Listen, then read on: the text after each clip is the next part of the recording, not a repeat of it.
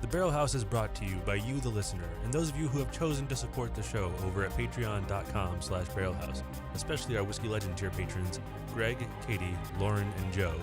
Without you, the show wouldn't be possible. Hello, and welcome to the Barrel House.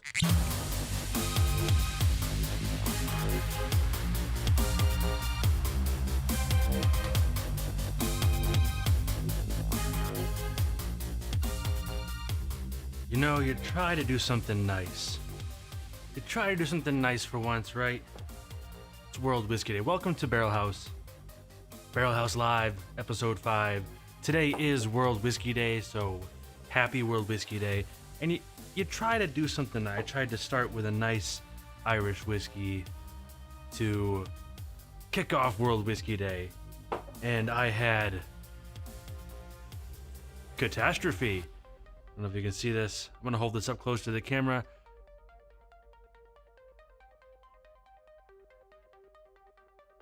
My cork's got a little bit of Pac-Man syndrome going on here. I was able to fish it out, luckily. But now I gotta find... Luckily I have this baggie of corks over here. I hope one of these fits. I hope... That's too big. Too big. Maybe this one. It looks silly, but it fits. We'll count it. Count it. Count it. Happy World Whiskey Day, everybody. We're gonna do a little rye whiskey face-off today. Maybe celebrate a little bit of non-American whiskeys afterwards. Some whiskeys from the world. We'll see how it goes. But figured I'd kick off with this. I should tell you what this is, right? Besides the fact that it's Irish. This is Knophog Castle 12-year single malt. Bottled exclusively for Liquor Depot. This is a pretty good one. It's very jammy and Irish. It's better when the cork doesn't break. It is weirdly sharp for as low proof as it is. But it's still good. You know, it's not as good as like Green Spots or some of those other like real bangers, but it is really good. Oops, sorry. It's banging. I'm sorry. Thing was right in my line of sight here. So I was doing the... If you've listened to the most recent episode, I had that Michter's Barrel Strength Rye. And I mentioned on there that I couldn't think of a rye that compared to it really. But then I also kind of realized that I don't go back to my ryes very often. I've got to be in the right mood for a rye, I guess. And I'm in a rye mood today. I've been in a rye mood all week. So I'm going to do a little comparison. I've got a couple of my more go-to-ish ryes here, and Templeton is not one of them, but I've got a couple of my more go-to-ish ryes here. I've got well, I'm going to use the Michter's Barrel Strength a little bit. Well, that's not a go-to because of the price, but I'm going to do the Michter's Barrel Strength here as a option. I've got some rare breed rye. Actually, I have two bottles aren't even open yet, but I've had them before, so they don't get an episode of First Sip. I've already had them, but I've got this Michter's Barrel Strength rye. I've got rare breed rye, which is Wild Turkey's barrel proof offering. I've got some 1776 barrel proof rye. I've got a bottle of Sagamore Double Oak rye. And I've got a couple other ryes here I might pull in, but I figured four was a good place to start for a few comparative ryes towards the top of my list. And what I'm basically doing here is that Michter's Barrel Strength, right? Really, really good, but it is also MSRP. A little over $100, typically secondary, or liquor stores that don't sell it at MSRP. You'll see it 160 to 250, maybe higher if you're looking at a real questionable deal, liquor store. So I kind of want to see how it stacks up, like directly against a couple of these other ryes. See how the price bears out, right? Drinking a coffee because I'm just so special. For some reason my water's all the way over here. I don't know why I did that. So yes, it's World Whiskey Day, and it feels like a weird World Whiskey Day this year to me. And maybe, you know, there's been a lot of news in the last couple of weeks here with, you know, the Jack Daniel's distiller, head distiller leaving to go start a different distillery, doing Tennessee whiskey of some sort, or a distillery in Tennessee. I don't think that they've said for sure it's going to be Tennessee whiskey legally. And then we see, you know, Mickey Heads leaving Ardbeg. We saw that coming, but that's kind of happening all right now. And Dixon Deadman leaving Kentucky Owl, which is like, So the Kentucky Owl bourbon and rye both actually are like really sought after. They're smaller batch. And I think I had the rye once at a bar. I've never had the bourbon. And not the confiscated, the actual, the flagship bourbon. I never had it, and it's expensive. It's like $300 a bottle, and that's why I never had it. And now I feel like, you know, I think the next batch that drops is going to be the last batch that has his name on it. And I'm a little sad I'm going to miss that whole era, because it is so, like, such an iconic era, such a big era, but those bottles are going to be way more than $300 before long. You can't win them all, right? But it does seem like a weird one. Like, there's a lot of stuff on a less changing of the guard kind of thing. They also announced Indiana is getting its own Indiana Rye designation legally. You know, like Tennessee whiskey has its own designation. Indiana Rye is going to be a thing. 51% rye. I can't remember all the specifics. Distilled and matured in Indiana. But I mean, I feel like that's, yes, that will include a few, like the 51% rye thing includes a few more distilleries, helps include a few more distilleries, but I still kind of feel like that's the like MGP designation. MGP does so many of the ryes, but their big rye is 95% rye. So having it all the way down to 51 definitely opens up to a bunch of the smaller Indiana distilleries. But I don't think without MGP that designation would exist. It just seems very transitional. But you know what? It's World Whiskey Day. It's still World Whiskey Day. It's still a celebration. So let's get into these ryes and see if I can really pull a favorite here. I'm gonna try to set these up as I pour them in a way where I can get them and you can see which one's which. I didn't put enough foresight into this to blind these either, so you'll have to deal with that. This isn't quite that scientific. We're going with a little bit less scientific.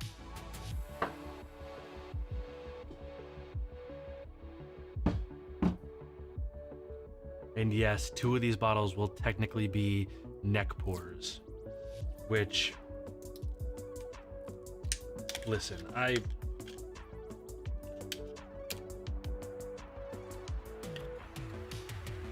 respect the neck pour because so many people think it's really important. And I like to respect people's positions.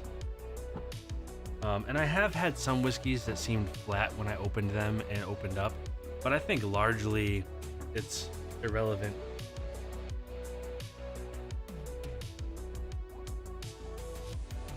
I don't think it, I hate when there's a dangly bit. I hate that. I hate the dangly bit. I'm gonna cut this whole label off later if I can't. If I can't just rip it off now. Ah. Here we go. Sorry, not sorry. Yeah, some people are really into the whole theory or the whole ideology of the neck pour being less good than the rest of it. Like I said, I've definitely had some where the neck pour felt a little flatter, but it's so minimal and it's rare. Like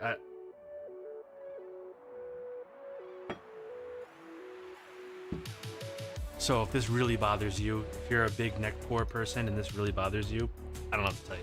I don't know what to tell you. I'm gonna try this like this, which is gonna mean I'm gonna have to kind of reach awkwardly to get them when I go to sip them, but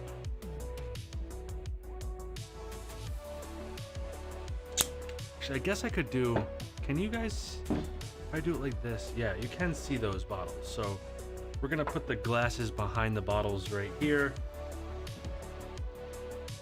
for you guys to see. This is the Sagamore Double Oak. This is the 1776. The Sagamore is the lowest proof here. It's the only one that's not barrel proof, but it is, well, that's not true. The Sagamore cask strength is fantastic. I just don't have any. But I still really like this bottle of Sagamore. So, I mean, I haven't had anything from Sagamore I don't like. This is the rare breed.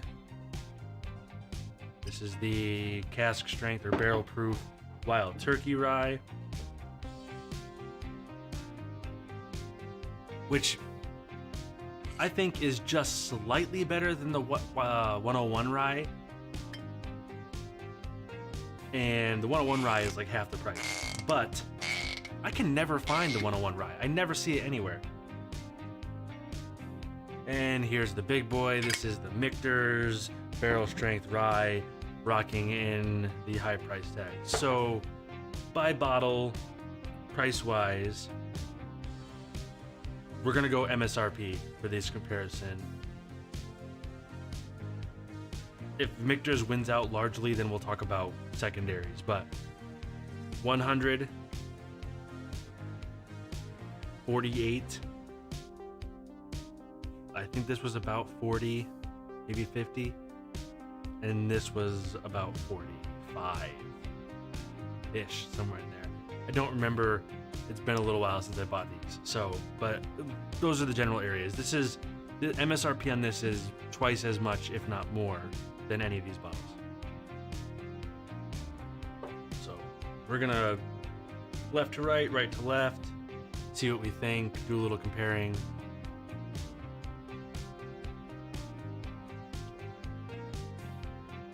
Right away I notice double oaked, very dark compared to the 1776.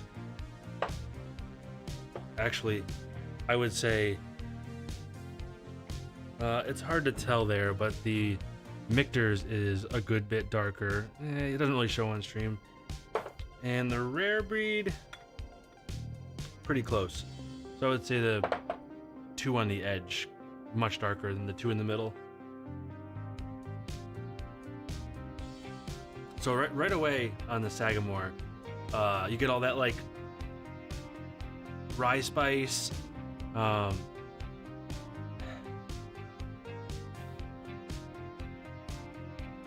There's more vanilla than I normally see in a rye. It's a little fruitier, sweeter smelling. There's a oh, what is that?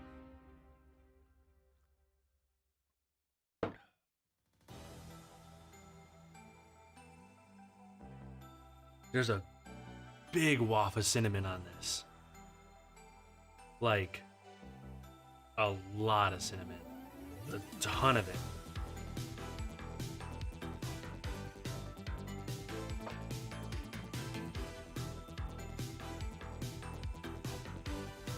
Very cinnamon sugar, spicy. The lower proof, this is at 48.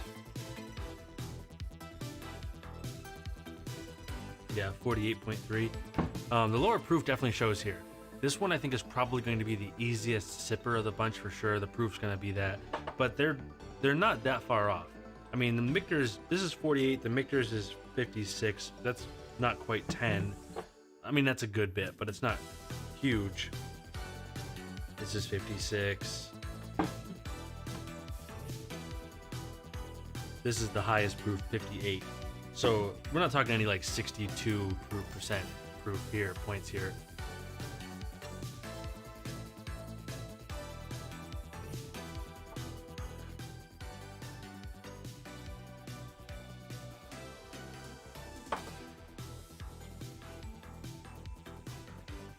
$17.76 right away, dill pickle.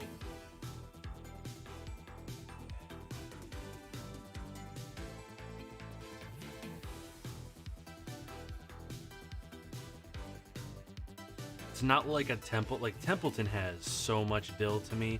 It's not Templeton levels of dill, but it is definitely.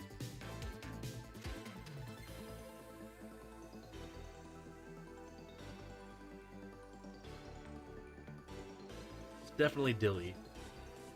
Rye spices for sure. This one smells hot. This one's always surprised me at 58%. It smells and feels always to me has smelled and feel considerably higher. I think this is a blend. I'm not 100% sure. Now I don't recall properly. It's aged over 3 years. I believe this is a blend of the MGP 95.5 rye and of MGP like 50.51 rye. I think it's a blend of MGP rye sourced.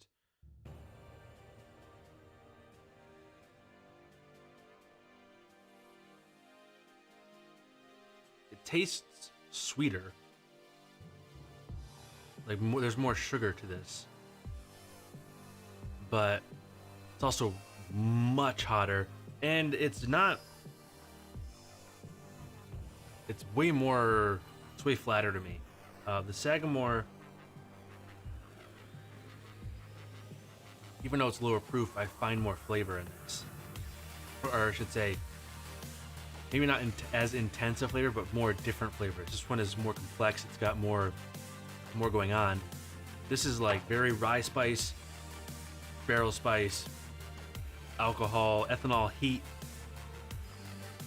dill. It's just kind of doing its thing. This low key might be the best bang for your dollar rye on the market. We're gonna find out tonight if I still think that after I compare these and the prices, but I really like this bottle. The 101 rye is, like I said, it's half the price.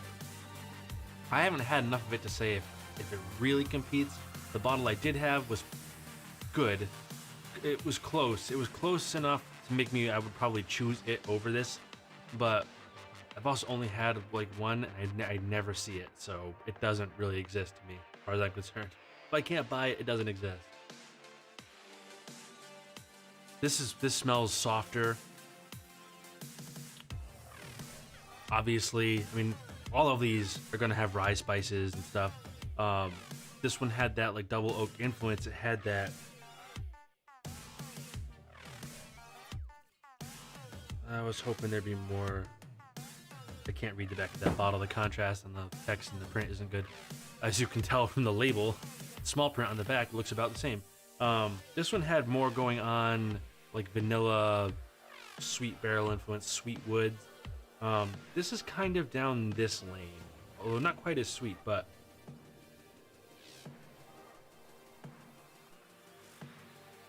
sweeter on the palate. All those rye spices are there, but they're not as aggressive. These two both had a lot of rye spice going on, even with the double oak influence, even with the higher ethanol on this one. This one has all that rye spice, but it's it's more approachable, which is good for me because I find some of that real heavy rye spice to not be super approachable in like a just want to hang out, have a drink kind of way. I find it challenging in an almost unpleasant way, which is why I don't go back to ryes a lot. But though I am kind of finding myself, I mean, I've mentioned it before, I go through phases. I'm kind of like getting into a little bit of a rye phase here. I've been kicking back into my rye bottles a little more. I picked this up and it really like lit that flame. I still think so far the Sagamore takes it, although it's going to be, we'll see. I think the 1776 is out. I like that one a lot, but for the price, but I don't think I'm going back to it. Get a little water. We get a little water.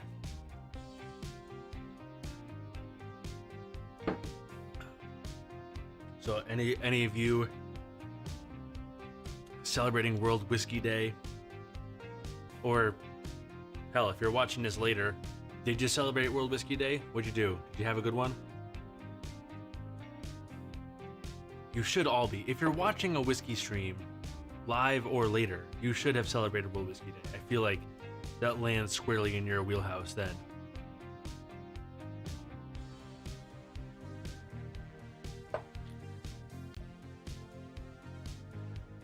That Michter's is really good. It's really good. It's both like really dense, but also not aggressive.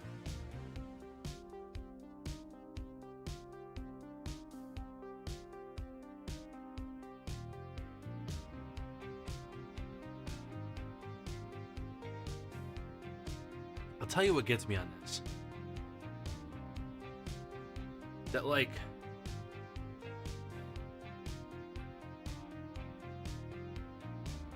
toasted marshmallowy, cocoa-y kind of bit that this thing has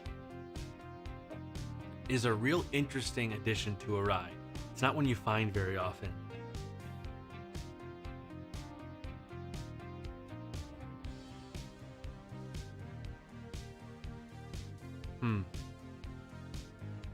Those are 3 really good ryes. Those are really good. All right.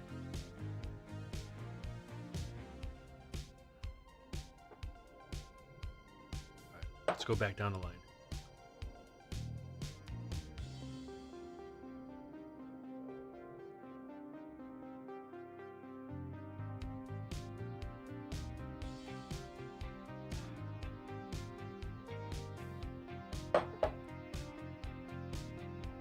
The ethanol is more noticeable on the Michter's than the rare breed. Not a lot, but it is more. A little bit more, a little bit more. Just a hint. I just looked up over there. I saw that the local store here has that new, I saw my Calumet Farms 14 year. I saw they had the 15 year and oh boy do I want it. It's another one. I don't know why. I gotta stop having such expensive taste in whiskey. I can't be buying $100, $200, $300 bottles of whiskey, right? I especially not like, I mean, I was able to buy this one, but I used Patreon money, which by the way, Patreon supporters, thank you so much for buying me a bottle of Michter's Barrel Strength Rye. I love it, and I got to talk about it on an episode because of you, so thank you. I need to stop having such good taste. You ever wish you just really liked a $20 bottle so much you didn't care about anything else? Like, what if I loved Old Tub? What if I just loved Old Tub? How great would that be? It's like a $17 bottle, tastes like cough syrup and cinnamon. Just spend, Lindsay, how's it going? Just spend $17 a week on Old Tub. That'd be the best. Unfortunately, Old Tub sucks, and I don't ever want to drink it.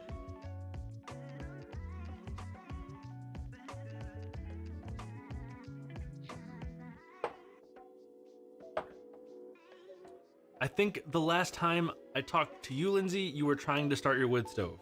Is that correct? Is that the last time I talked to you? You needed help lighting a fire?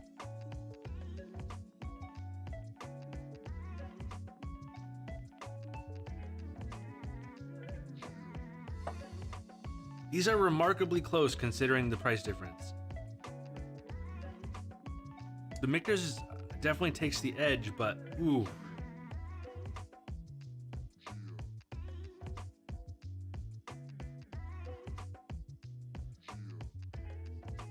You been keeping busy?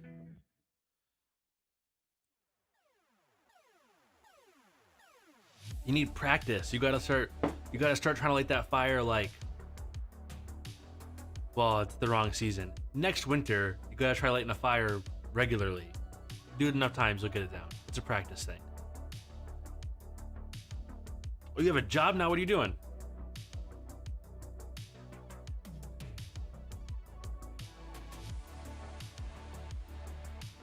The nose is definitely better on the Michter's, a lot. And that plays.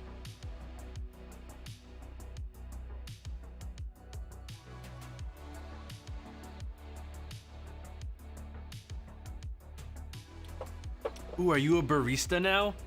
You work at Starbucks. Are you like a fancy barista? Can you make me coffee foam, latte foam art now? And if you can't, why not?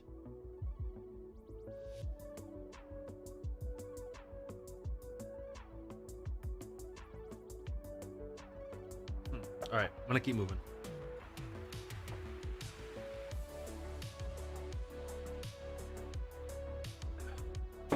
Before anybody asks if I'm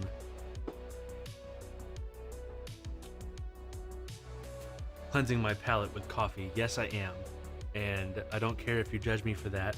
I believe I drink enough coffee that my palate should be zeroed out by coffee. Well, why? So they don't do, you can't ask for latte art at Starbucks? I feel like you used to be able to, back when Starbucks wasn't just a corporate shill hole of a coffee place. Maybe, I don't know. That's lame.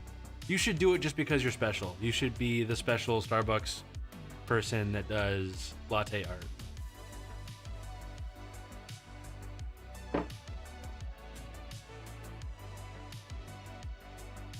Man, the dill note in this 1776 is so much more prominent when ABing it with other ryes than it is when you're just having it. And it's turning me off. I really hate that dill note.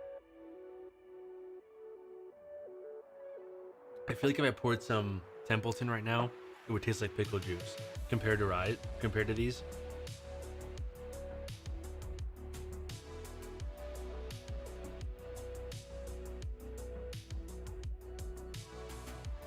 How newbie? So you can barely touch the coffee bar.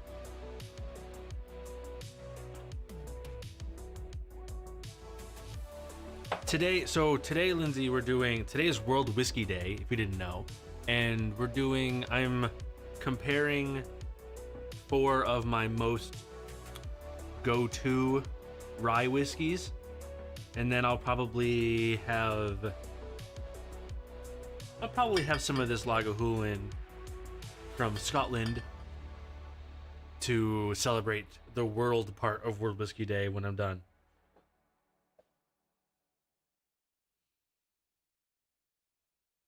Starbucks, I don't think I've ever been to a Starbucks window, like drive-through. Is that what you mean by window? Is there a drive-through Starbucks? I don't think I've ever seen a drive-through Starbucks.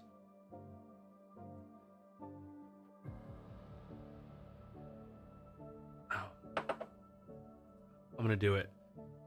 I'm gonna pour a splash of this Templeton just to see how dilly it tastes. Can you tell that I think it's dilly? This bottle is like 3 years old. I've had this bottle almost as long as it aged. This is Templeton 4-year. Should be plenty. I don't hate it when it's mixed. Sorry, I don't hate it when it's mixed, but straight neat, it's not. Smells like a pickle jar.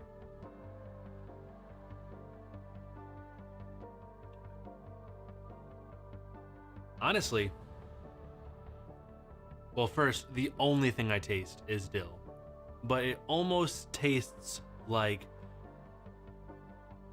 dill pickle juice cut like 80% with water because it is so devoid of flavor compared to these great flavorful higher proof ryes. It's like empty. It's so devoid. It's so flat.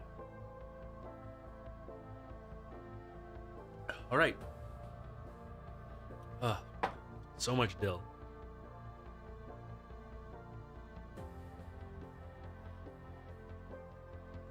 The dill note in that 1776 doesn't seem as bad now. I don't think I've ever seen a Starbucks through the drive-thru. I don't know if I guess the only Starbucks I've ever been to or seen have been like in strip malls.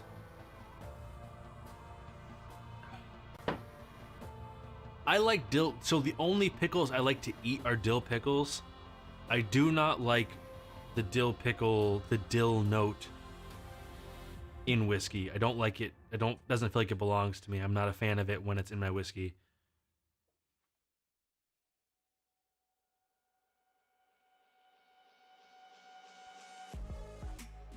Oh, that Sagamore is really good.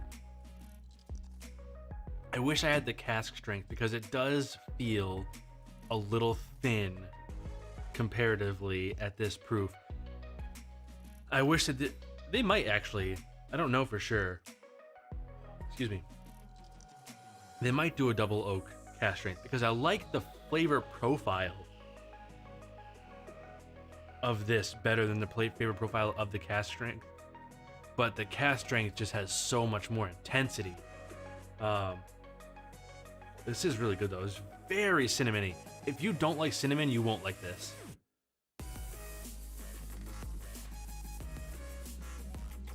All right.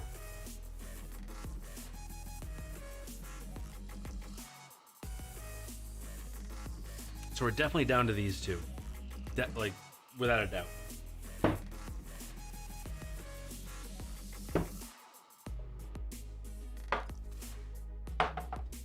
The Sagamore, man, I need to get my hands on another bottle of the Sagamore cask strength. It's not easy for me to find around here, but it is spectacular. I think the Sagamore cask strength which I think is around like $80. I think it would definitely compete well with these two, especially this one. I mean, let's see. I'm gonna top these a little bit, and we're gonna see what we get out of these two. So we're down to two. Where there was four, we are now two.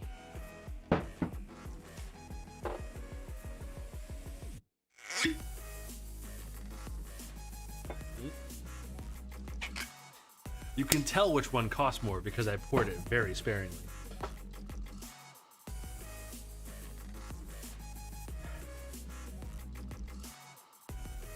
They are very, I mean, there's definite differences, but as far as like how much I enjoy them, they're very close. They're very close.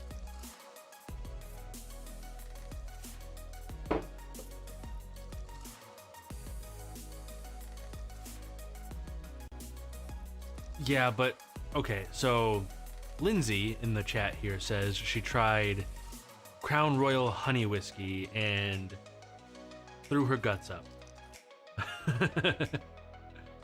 All right, so I've a few things to say on that. Crown Royal in general, I'm not a fan. I don't think it's very good, and it's sort of like designed to be easy to drink, but it doesn't really have any flavor. And the flavored ones, so Canadian whiskey in general, Canadian whiskey is allowed to have like a certain percentage of like stuff that's not whiskey in there and still be called whiskey. and some of their other classifications are a little suspect. Most of what we get here for Canadian whiskey is bad. There is some great Canadian whiskey. It's just all in Canada, or most of it's in Canada. Like Alberta Premium, great, really hard to find in the States, but it's great Canadian whiskey. Crown Royal is like budget Canadian whiskey that they send here because nobody in Canada will drink it. And then the flavored stuff, it's just full of syrup and sugar. It's just not my jam. I don't like any of it. I mean, if that's what you like, more power to you. I know, Kara, who's here an awful lot, really likes some of like the Bird Dog flavored whiskeys, which are flavored bourbons, not Canadian. Those are American, but I just don't like the flavored whiskeys, any of it. There's so much like sickly sweet sugary crap in them.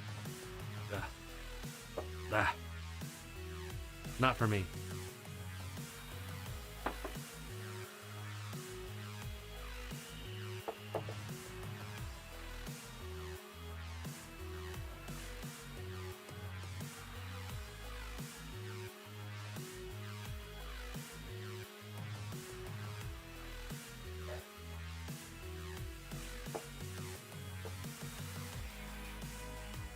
The rare breed smell, the nose in the rare breed is a little less dense, a little less complex, a little sweeter. A little sweeter.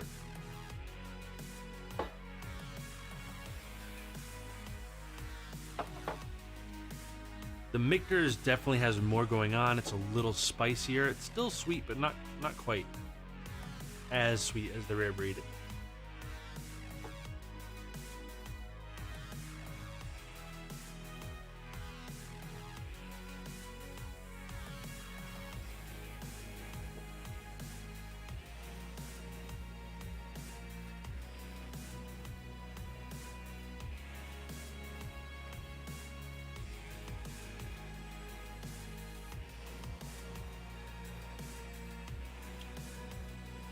Flavor profile, everything else aside, flavor profile to me goes to the Michter's.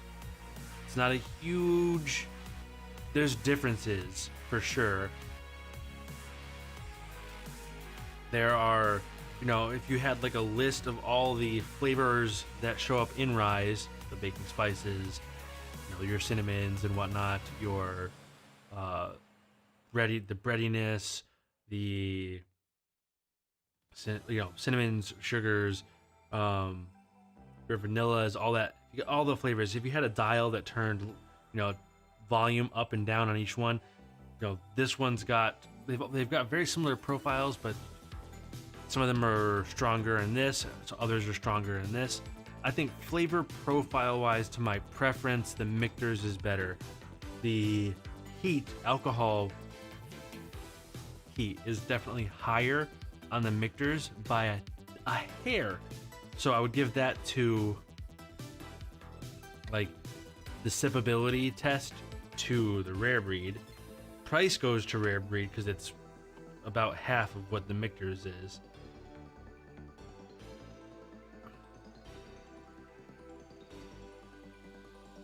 Ooh, it's tough. The flavors though, so the flavors that are like the common flavors that are turned up on the Michter's I like better. The Michter's also has a little bit of that that toasted marshmallow that does not show up in this. A little cocoa and like deep, rich cherry. Not like this reminds me more of like a neon red maraschino cherry. This reminds me more of like almost black cherry with the pit in it still. I like the flavor on the Michter's better. I think overall though, bang for your buck,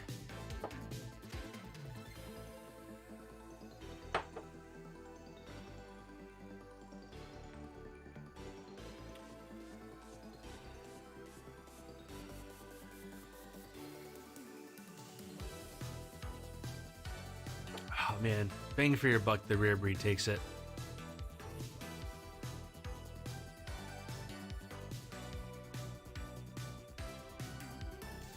A bead, bang for your buck, the rare breed takes it.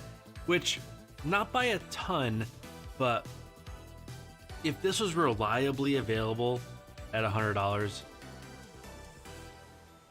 we might make it different.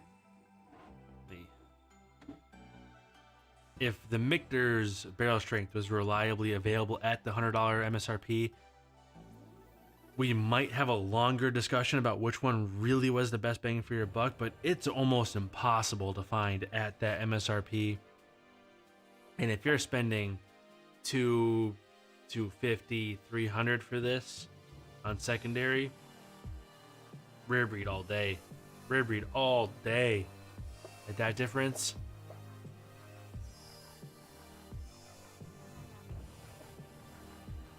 I was able to find this luckily very close to MSRP. Not quite, but very close to MSRP.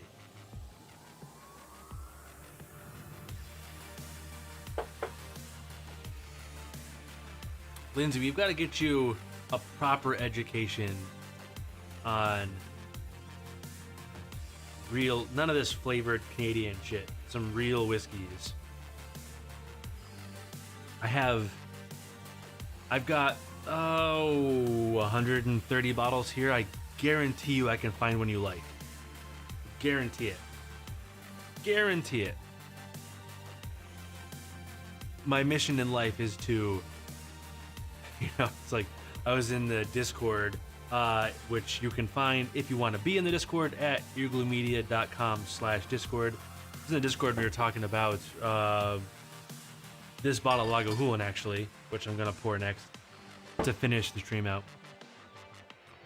And one of our listeners, Cab, who's also a Patreon supporter, which also my first Patreon supporter, not just a Patreon supporter, Patreon supporter Prime, the OG. He said he was gonna buy a bottle, and I apologize for corrupting him because he said it was the most expensive bottle he'd ever bought so far.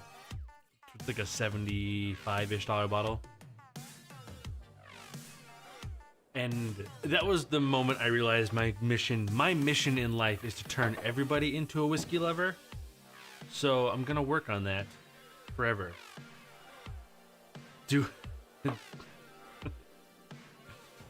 No, I do not have an OnlyFans, Lindsay. But if I did, it would probably be, if I was to make an OnlyFans, it would be me cleaning probably. Or, what if I sat in a pitch black room with a light on my face and just read erotica slowly read erotica while making eye contact with the camera.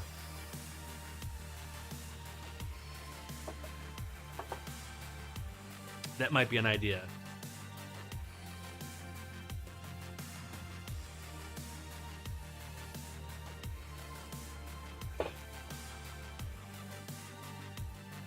These are both so good.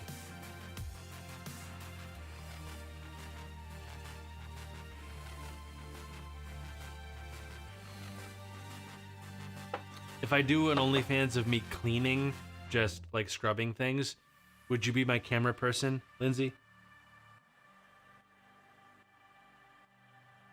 I'll give you 30% of the cut.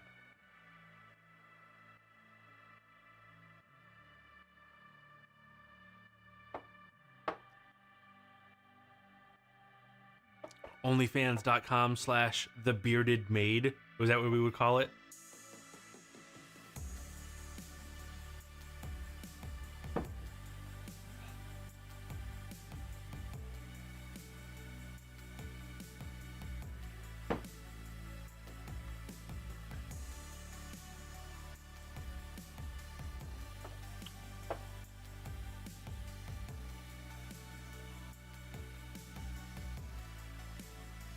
If you were my camera person, Lindsay, it would be our OnlyFans.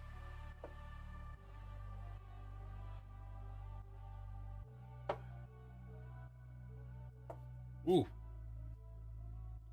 You ever sniff a whiskey and get that nose itch? Woo. I would breathe too deeply of the Michter's. Yeah, okay. So if I was the star, sure, but you can't forget the little guy. Everybody who works behind the camera is just as important as people who work in front of the camera.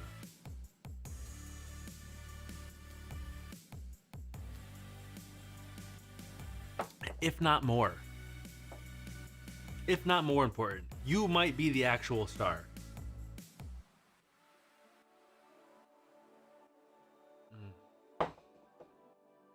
When did I start liking Rise so much? These were all delicious. I mean, even the bottom of the barrel. I shouldn't say that. Even the fourth place of the four, 1776, still decent. The rest of them delicious.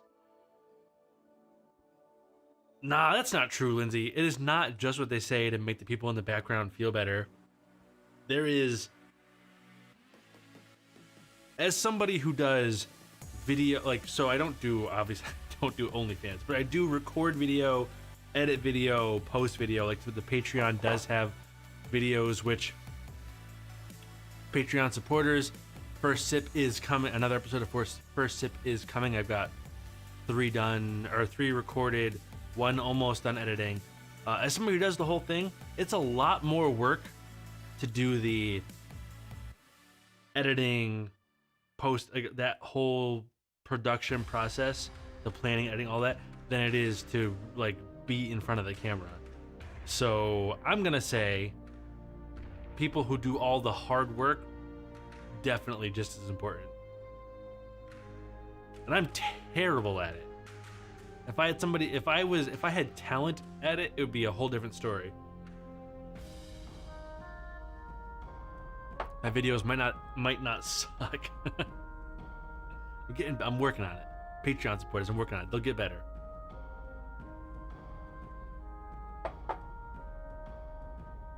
It doesn't matter if I know their name.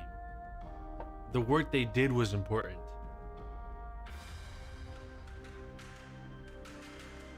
There's very few people who could do that as well and effectively. It's not so much, I don't know, they weren't the star, but they're just as important. They're as important or more, is what I'm saying. Regardless of whether or not they're the face that's associated with it, the work they contribute is super, super valuable.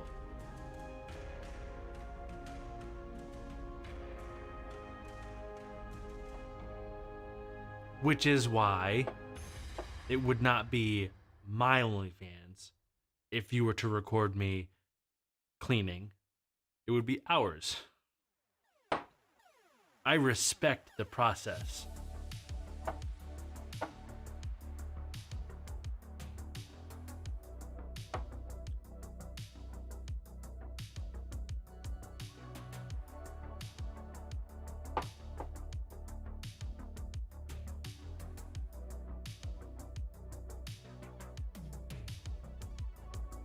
All right, so price be damned, just straight up ranking.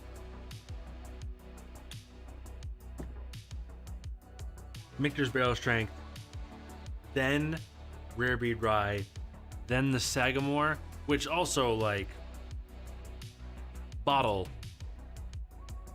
That is a rad bottle.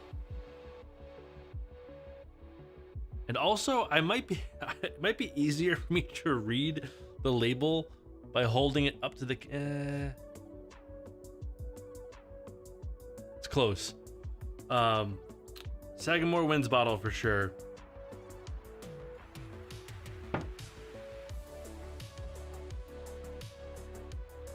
Michter's 1, Rare Breed 2, Sagamore 3, 1776 4. As far as like straight up ryes go, the Rendezvous Rye, With High West's Rendezvous Rye is very good, but I never go back to it. It's something very generic about it that doesn't pull me back to it. And it's still very good. You wouldn't be a mistake to buy any of these bottles. If you wanted to buy one of these bottles, it wouldn't be a mistake to buy any of them. You would be happy with any purchase. This one, I'm gonna put a caveat on this one. MSRP is 100. Definitely buy it at 100. 150. If you've never had a bottle of this before and you've got 150 to spend on it, and you want to, go for it. 200. Oof. I'm not gonna judge you. I wouldn't judge you, but know that you're overspending on it. Over that, I wouldn't buy it. Over 200, I definitely wouldn't buy it.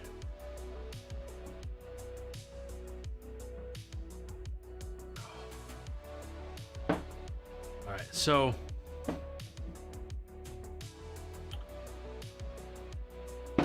it's World Whiskey Day, and these were all American whiskeys. These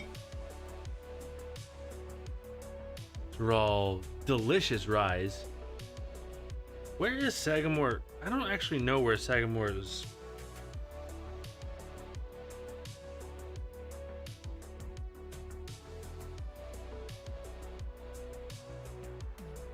So Sagamore aged in Indiana, bottled in Sagamore, Baltimore. So bottled by Sagamore Spirits in Baltimore. This is probably MGP too, to be honest with you. I've never actually dug into Sagamore all that much, so I don't really know the deets. I just know I like it, which is really the most important part. I've got like a bunch of glasses with like a quarter of an ounce left. Get rid of these.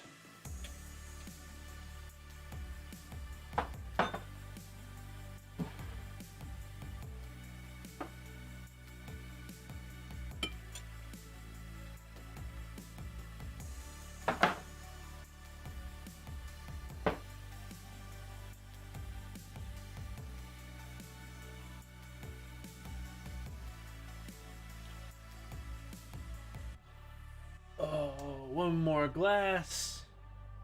And since it's World Whiskey Day, and those were all American, I'm gonna dip back again, third time this week.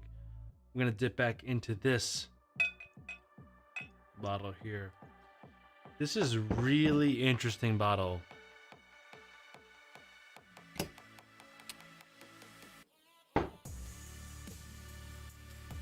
Vader's Girl. I'm so happy you made it. I was talking about you earlier, actually.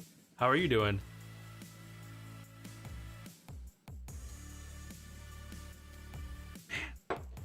So, World Whiskey Day. We're gonna explore the world here. This is third time this week on this. This is Lagavulin Nick Offerman edition. 11-year age. This is a neat story. This is a father-son collaboration. Nick Offerman and his father. Offerman, famously a huge Lagavulin fan. His father, a beer drinker, a Guinness drinker, in fact.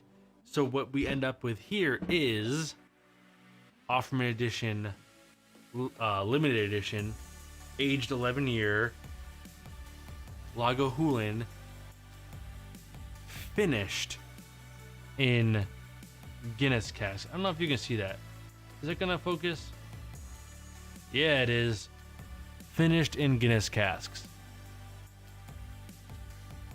I put an episode of First Sip, or actually I recorded an episode of First Sip. It will go up this week. I don't want to commit to a day. but it will be this week. This is really good. It's interesting. I've mentioned before in other finished whiskeys that they obviously have an influence, right? You have a sherry cask, or when I did that, even those Thomas Moore's, these from a couple of streams ago, where, oh, there you go. Instead of months in finishing casks, they went years in finishing casks.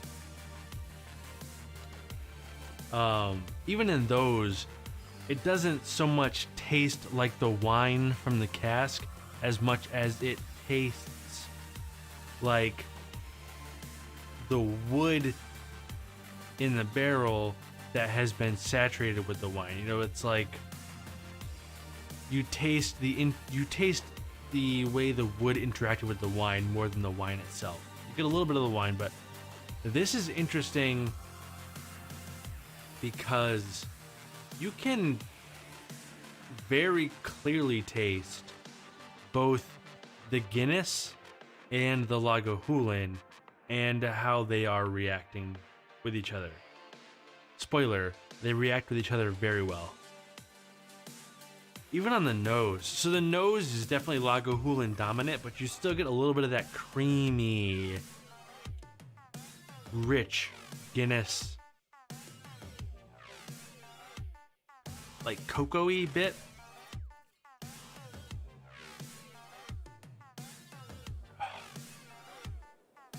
The Guinness is way more prevalent on the palate. Ladies and gentlemen, we have concurrent viewers and likes are matching, and you know what that means. Before I continue to enjoy this Lagavulin, I have to bottle rip Old Tub because fuck me. Because I set a precedent, and this is what I did. So, those of you who've been here before know every time concurrent viewers and likes line up, I take a big swig of this whiskey that I fucking hate. So, cheers. Happy World Whiskey Day. Thank you so much. Thank you so much.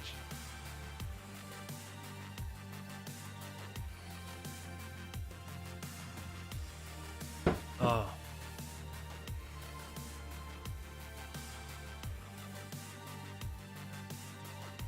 The cinnamon I don't mind.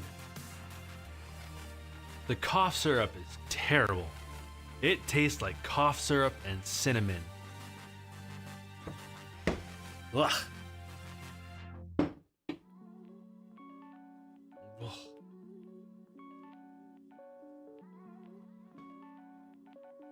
The cough syrup part is rough to me. I really struggle with that cough syrup bit.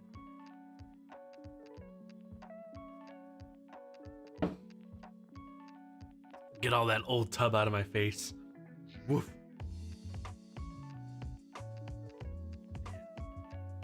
So, the Offerman Lagavulin.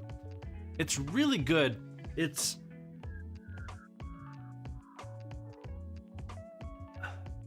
The Guinness and the Lagavulin are both so heavy-handed.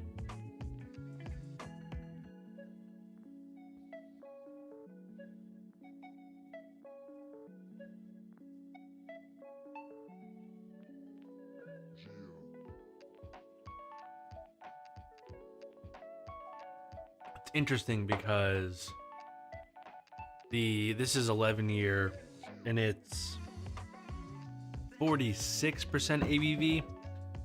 It's a little low. It's not crazy, but it's a little low. The 16 is 43%, so even lower. And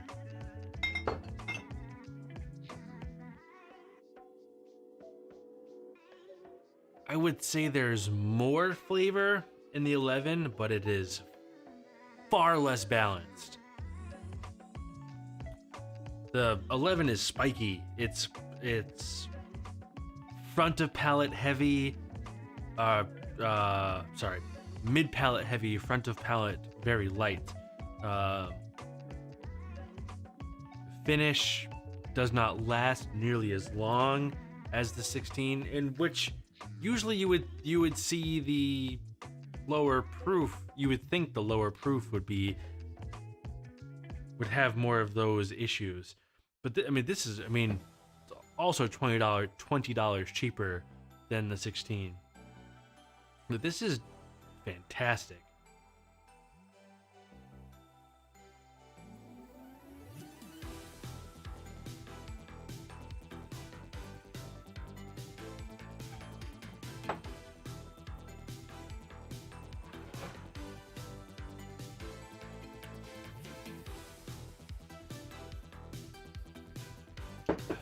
Lindsay, have you found any liquor that you can drink straight and enjoy?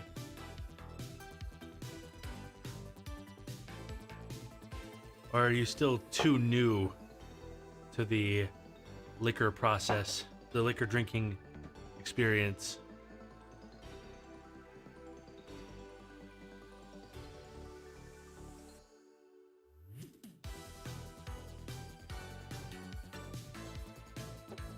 I'm confident. So if I had to pick one right now,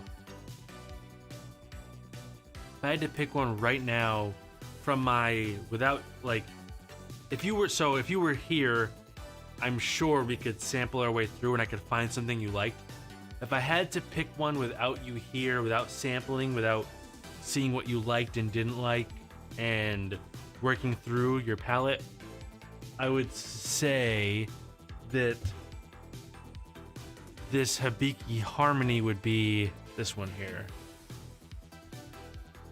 Hibiki Japanese Harmony would be, I'm fairly confident you would like this straight, just no ice, just in a glass.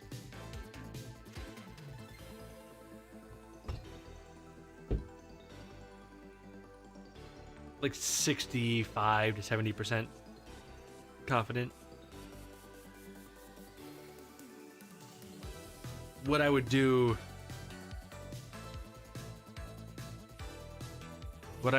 if you were here was I would give you like a sip of like real beginner whiskey in each lane, like a bourbon, Scotch, Japanese, an Islay Scotch, each lane, and then see what you preferred, and that would take you down those paths.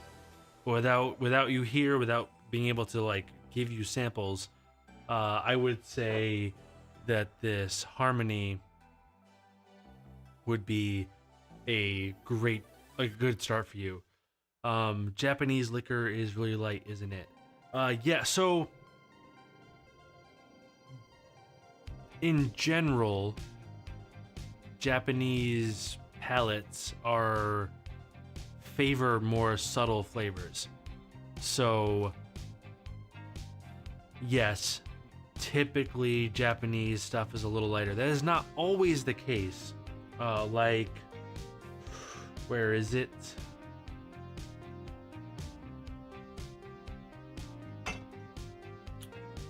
This Nikka coffee grain, I do not think you would like. This packs a pretty good punch. This is not subtle. Not compared to Hibiki. The Hibiki Harmony, I think you would really like. Japanese whiskey does get its origins from Scotch, so it is in that lane.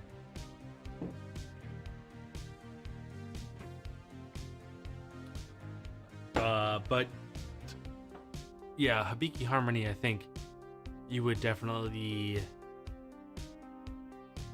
like. Now that is a wild ass guess, and I'll caveat that I have done this with people who just don't like strong flavors, so they think, and I give them like an Ardbeg or a Bunnahabhain, something real out there. I mean, even a classic Lottie or a Port Charlotte, and find that they don't like a lot of strong flavors, but they really like peat or they really like the smoke. And next thing I know, I've got a Lagavulin fan or whatever. So it's hard to just predict without being able to feed you samples. But yeah, I think Hibiki would be a good place to start for you. It is very light. It's very fruity. There's a hint of smoke. It's so subtle. I actually don't pick it up anymore. I don't even notice it anymore. I can't find. I'm so used to real smoky whiskeys that I can't even find the smoke in Hibiki anymore. But whenever I give it to somebody who's not accustomed to smoke, they notice it. When I first had Hibiki, I noticed it. It's lost to me. It's nothing like this smoke-wise. I mean, I've heard people say Jameson is smoky, and I cannot find any smoke in Jameson. So, I mean, at all.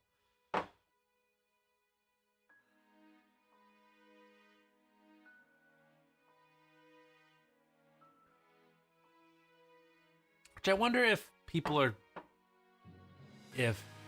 newer palates to whiskey confuse barrel char with smoke. It's totally believable and reasonable, but anyway, where I was going, confident, very confident that I could find a whiskey you would like, Lindsay, for sure.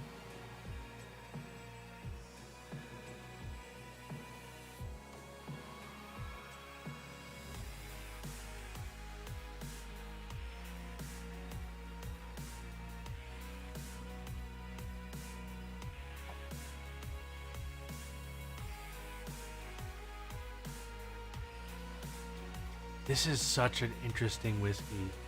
I really like this Offerman Lagavulin a lot. I think it's notably better than the last Offerman Lagavulin collaboration.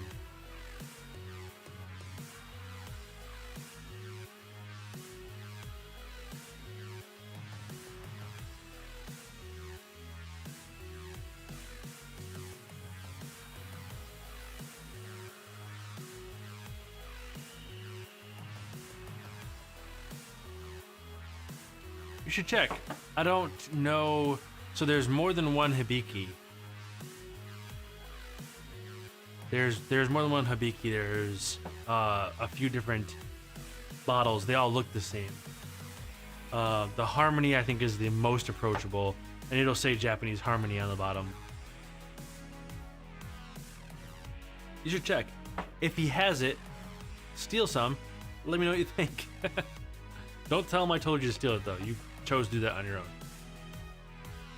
Been good, Kara. How have you been? I'm happy to see you back in the chat. It's been I think a couple of streams. I don't know. It's hard for me to remember.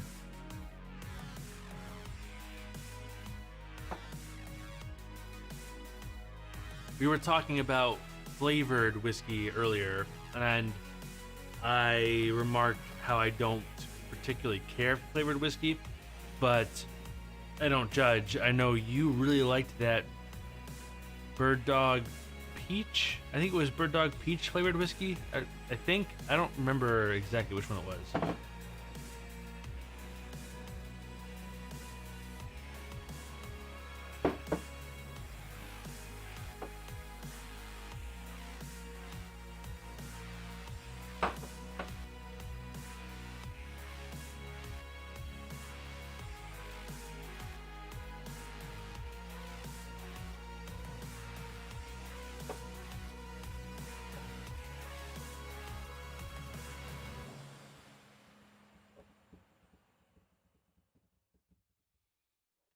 I feel like I should. I mean, I snuck an Irish in at the start of the stream. I've got a Scotch. Guess I should sneak a Japanese in before we end things, since it's World Whiskey Day. I should celebrate the world, right? I do have a lot more American whiskey than anything else, but that's a symptom of living in America and it being cheaper and easier to get.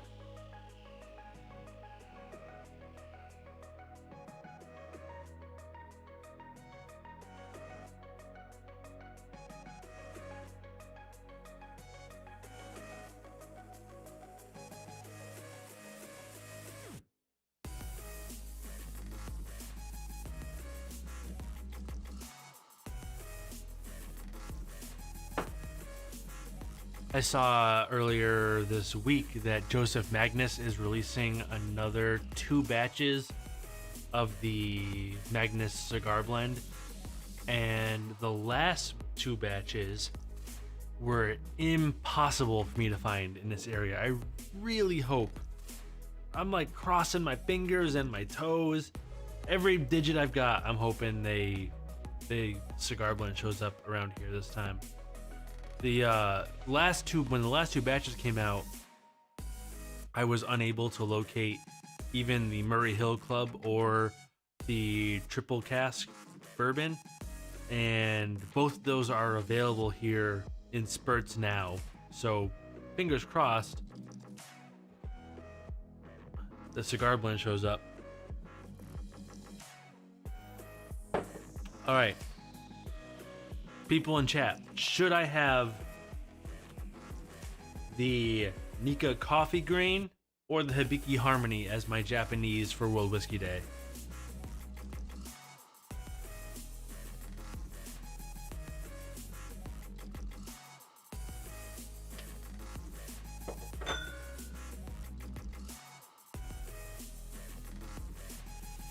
My poor broken court. Oh, 2 different votes. All right, this is what we'll do. I'm a people pleaser. We'll do them both. Very small pours. So, this is Suntory, which now I believe it was a purchase, not a merger. I believe it is Beam Suntory, Jim Beam, Suntory Whiskey. I believe Suntory Whiskey bought Jim Beam. And this bottle, top-notch bottle.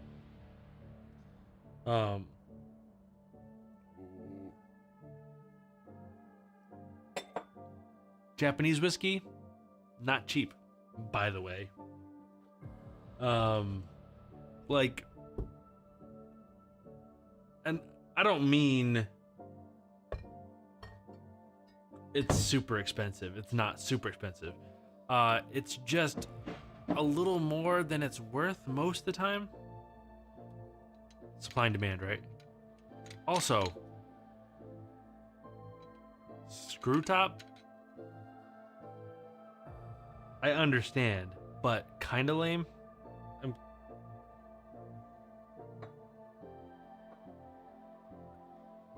So the coffee in this coffee grain, by the way, is coffee. That is Jim Coffee. I think his first name is Jim. Don't hold me to that. It's basically a column still. It is not anything to do with coffee like the drink coffee.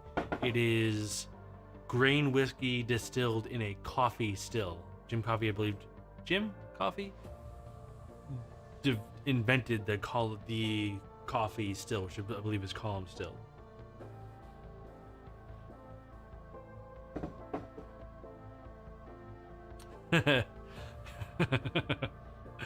I'm not gonna judge you because most people think it's coffee like coffee.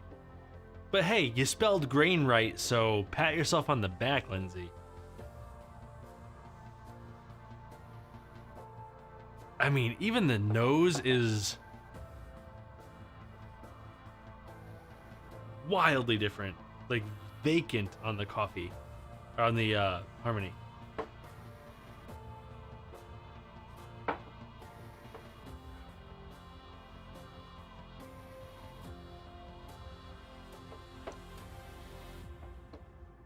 I will say, compared to the Lagavulin, both very subtle. The Harmony is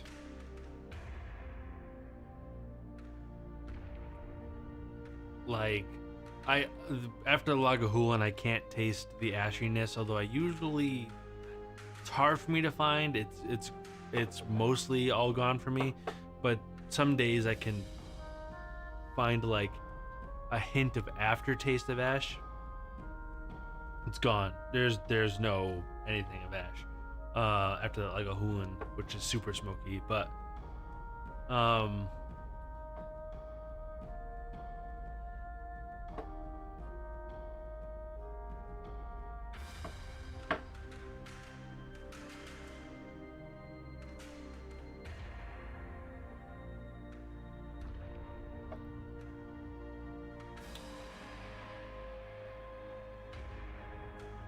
the alcohol hits harder on the coffee grain, which it's 45 and 43. The coffee grain being 45, so they're pretty close. The alcohol is noticeably harder. The hibiki is very gentle. It's almost apricot, honey, little bit of berry. It's sweet but fruity sweet. It's not like caramel brown sugar or anything like that, like bourbon. It's very fruit forward sweetness.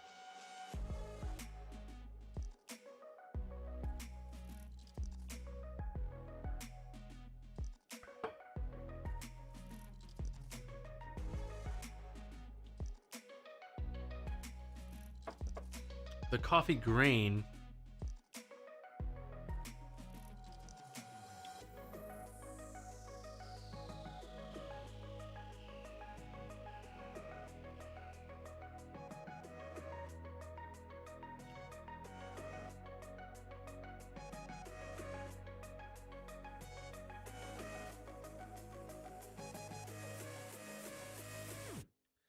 coffee grain is richer, it's oilier, it's more, the ethanol hits harder, it's less fruity, and you can taste the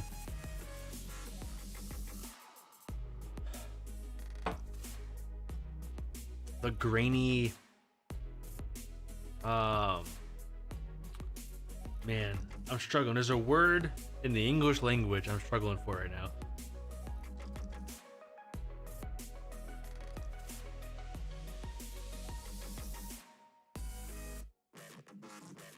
It's almost a little tart compared to the Harmony.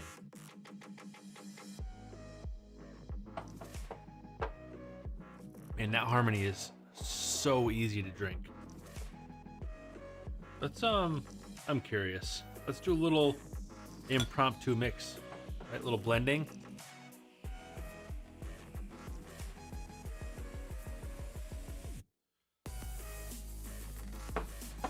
Mr. Rondo. Bro, you don't even know the half of it. Look at the back.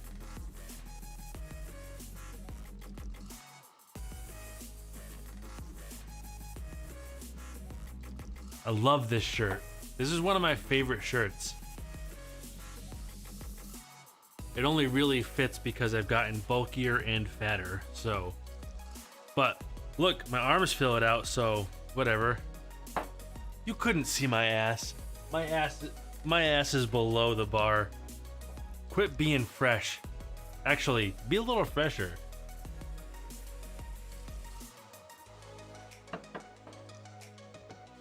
All right.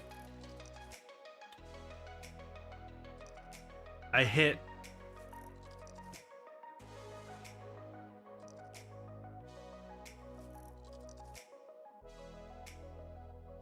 Scotland. What are you drinking tonight, Mike? I hit Scotland.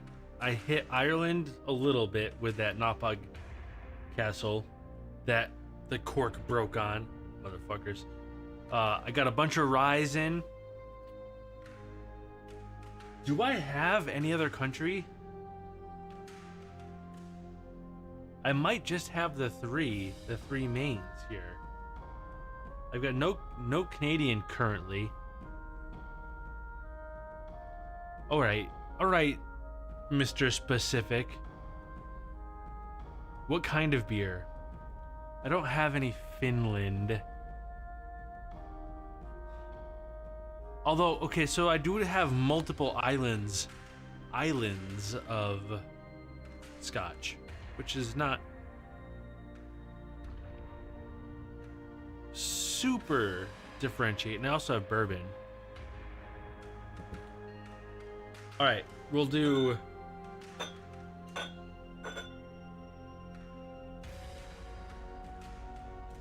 I think Lindsay is right.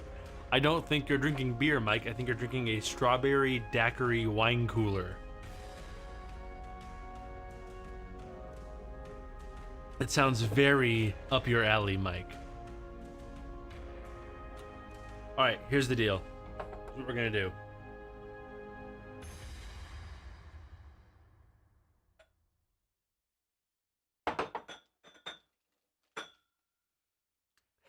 By the way, this is... You can't see over here. I guess I could. I'm not gonna set up second cam. There's so many glasses from tasting over here. What we're gonna do, I'm gonna do a little bourbon for America, and then I'm gonna finish the night with a little bit of Octomore. The glorious liquid that is Octomore.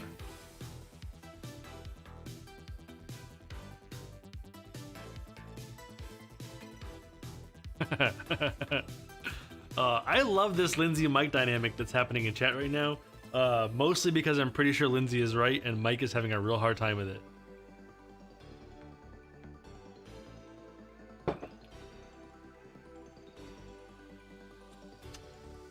All right, somebody give me a bourbon. I don't know which bourbon to grab. I do know which bourbon to grab. It's World Whiskey Day. You don't World Whiskey Day just any bourbon. You World Whiskey Day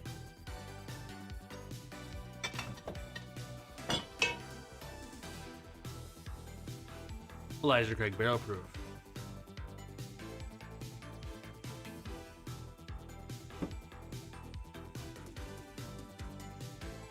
Yo, listen, Mike. Some of that seltzer crap is pretty all right. Like if I'm at a cookout and it's hot and I'm gonna be drinking all afternoon and I don't want to get hammered. I just want to maintain a decent state of mind and like just a light drink to get me through the afternoon while I'm eating cookout, whatever. That seltzer crap, as you say, is perfect for that. Big fan of the seltzer crap. Lindsay's got my back. Listen, if I had to choose between four cheeseburgers and seltzer, and drinking seltzer, or getting full on beer and having one bloody cheeseburger, I'm choosing seltzer and 4 burgers all the time. Look at me. Am I a choose beer over meat kind of person? You see how fucking big I'm a fat motherfucker. I'm choosing food and seltzer over getting full on cheap beer. Every time. Now,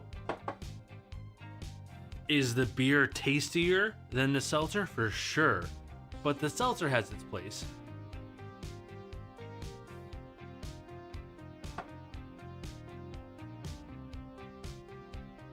Oof. That Elijah Craig Barrel Proof is so damn good.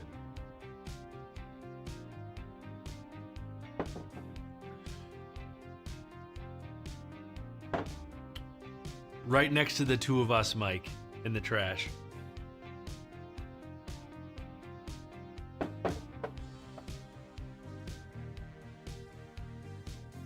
The black cherry seltzers do fucking slap.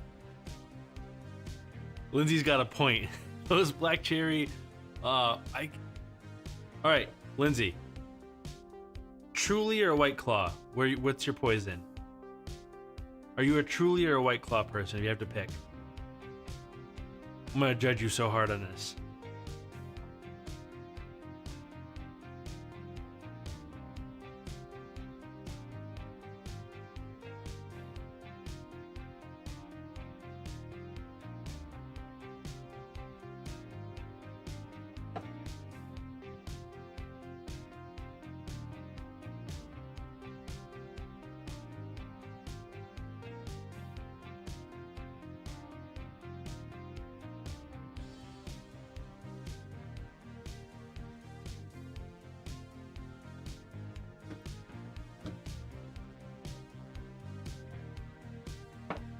Yeah, Truly is far superior. I don't even think they're more expensive. Why don't you just buy Truly? Isn't it the same price? Or am I just price blind on my seltzers because I buy it twice a year?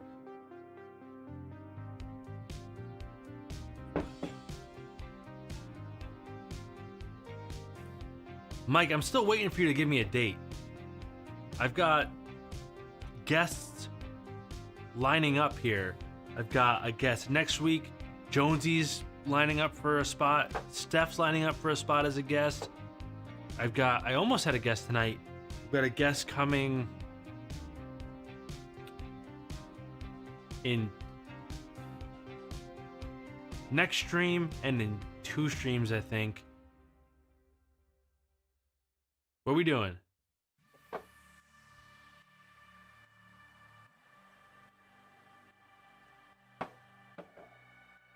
Lindsay, I'm a big fan of tradition, but sometimes traditions suck and you gotta fuck that shit. Put it behind you. Buy the better drink.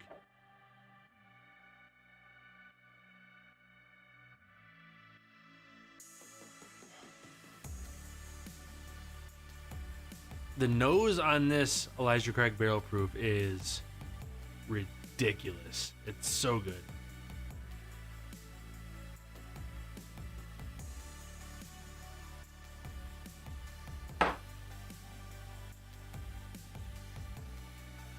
All right, I'm going to disappear around the corner for 2 seconds so that I can grab the Octomore. I'll be right back.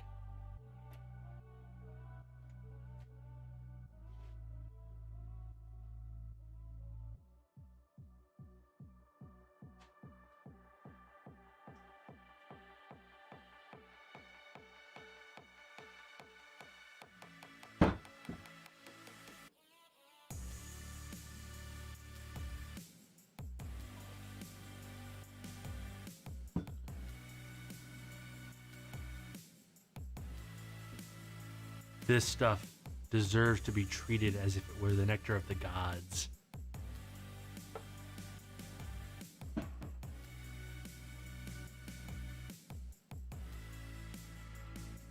It absolutely gets its own fresh glass. And it gets to be poured carefully.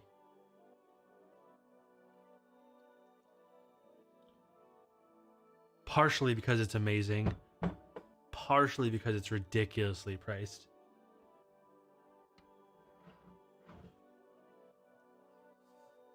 It's a very cool bottle. This is a product of the Brooklotic. It's a fun one to say. Distillery. And this is super heavily peated. Ladies and gentlemen, viewers have doubled, and so have likes, which means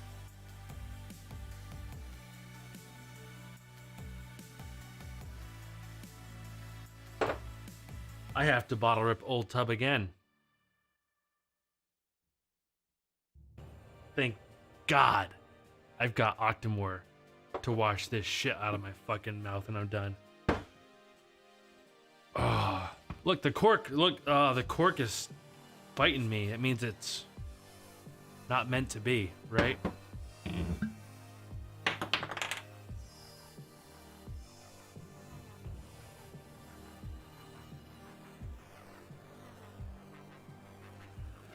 I hate that I made this commitment when these streams started. If I just stopped doing it, would anybody notice?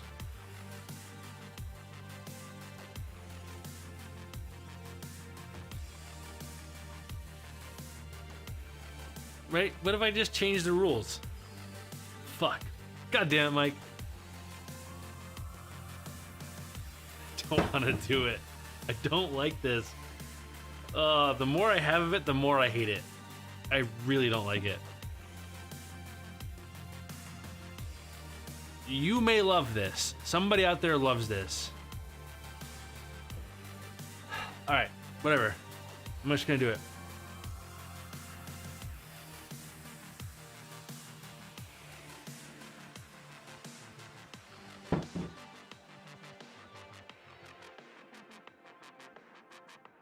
Shit tastes like NyQuil with cinnamon in it.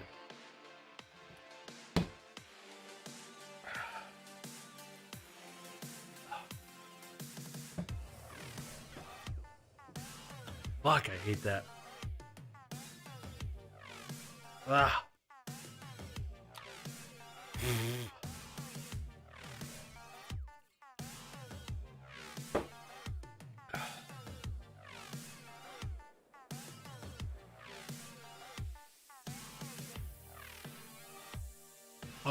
Woof. All right, I'm okay.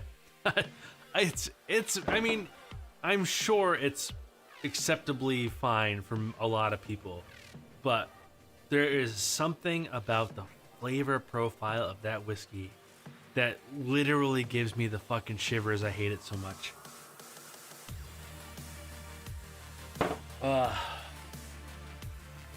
And what's funny is the first time I had it, I disliked it, but I didn't hate it. But the more I have of it, the more I just can't handle it.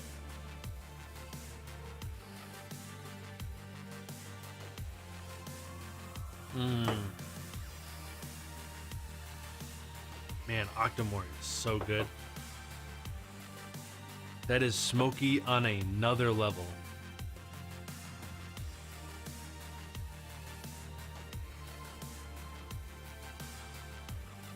That's like a medium rare steak with butter and blue cheese on it. Like crumbled blue cheese on it.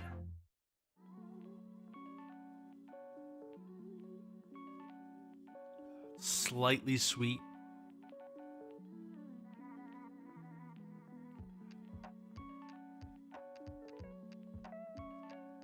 Very smoky.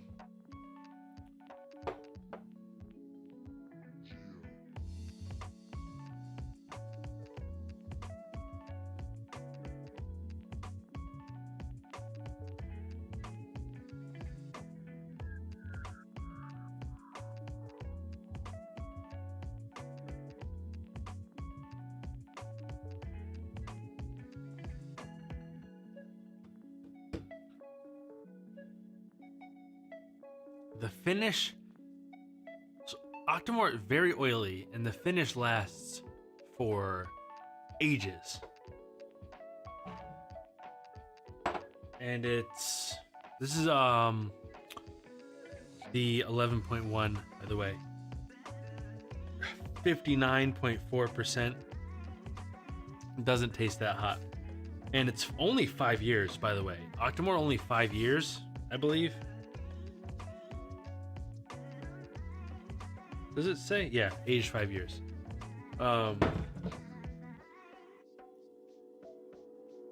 So much density of flavor.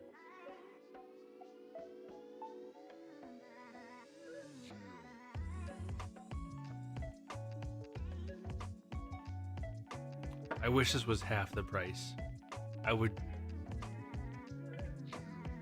if this was a half or a third the price it is now, it actually is, I would exclusively drink it all the time, always, forever.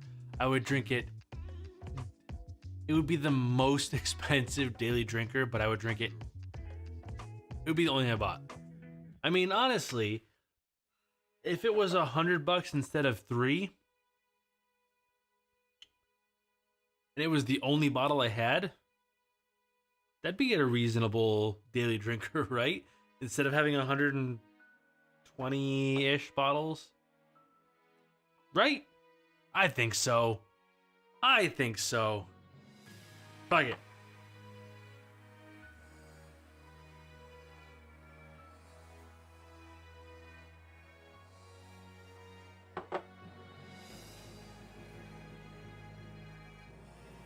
Mike, do you have any whiskey at home right now? Do you have any bottles?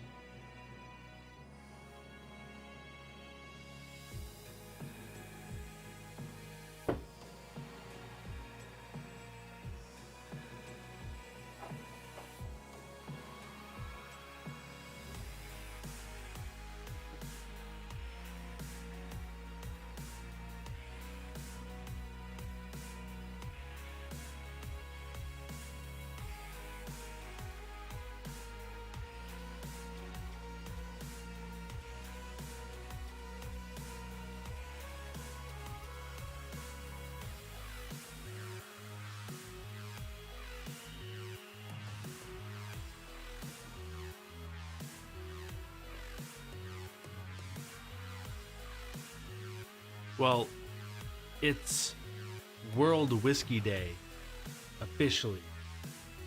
Third Saturday in May, always.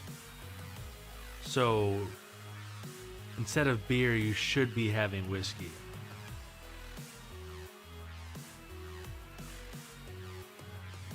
At least one. At least one. At least a sip. Can't let World Whiskey Day go by without having a sip, right?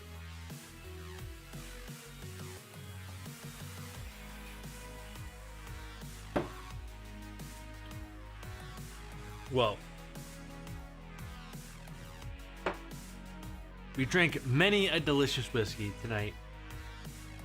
We bottle ripped Old Tub twice, unfortunately. And I appreciate every view and every like. The Rye Whiskey Face Off was won 2 categories: Bang for Your Buck to Rare Breed Rye, an amazing rye for just under $50, and the Michter's Barrel Strength overall best rye I've got in the barrel house, although maybe not super worth it for the secondary market price. You can find it for retail. Tip top. Sagamore, though, this bottle, I'm going to show you the Sagamore. This Sagamore, an amazing bottle and a very easy sipper, and also like the bottle itself, very cool. Great rye. This might be a really good rye for somebody getting into ryes, because it's got some outside of rye profile flavors that might help transition you into ryes. But we had fun. We faced off the ryes. We drank around the world. We celebrated World Whiskey Day. This Michter's rye, brought to the Barrel House by the support of the fine viewers, listeners who've chosen to support me on Patreon at patreon.com/barrelhouse. So thank you to them, especially our Whiskey Legend tier patrons, Greg, Katie, Lauren, and Joe. Your support monumentally important. Starting as long as everything goes to plan, starting next stream, we're going to go on a little bit of a run of having some guests. And my plan is to have guests sort of as a regular cadence here. Mike being one, hopefully sooner than later. Jonesy from the Cantina Cast, hopefully sooner than later. Steph, who those of you who've been in the Discord, eargluemedia.com/Discord, will know. Greg, a whiskey legend tier patron, is going to be on. Lindsay, you want to be a guest? Absolutely. If you want to be a guest in person here in the Barrel House, let me know. We'll set it up. I will happily set that up. I've got a couple of in-person guests, a couple of online guests lined up, so I am very much so looking forward to this run of guests here. I think it's gonna be a lot of fun, and that's gonna be coming up here pretty soon. So thank you all again. That's gonna do it for tonight. I know it wasn't quite as flashy as the cocktail smoker thing was, but I had fun. We figured it all out. So, if you want to find the show, that is barrelhousepodcast.com. That'll get you links to everything, including the EGM Discord, links to merch, all my social media for the show, also link to the latest episode, and to hear what you've already found, obviously, and to the Patreon. And I'm gonna call it a night. That's it for tonight. I will see you all in 2 weeks. It will be back on Friday, the 28th, for the next stream. So thanks for stopping by, and until next time, let me make sure I don't fuck this. Toast up. May the best of your yesterdays rival the worst of your tomorrows. Sláinte.